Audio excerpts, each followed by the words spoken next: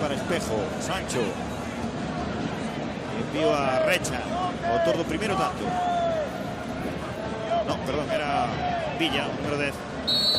En final do partido, Valle Gil indica o remate neste sin 3 do encontro. 0-2 gañou o Xaén.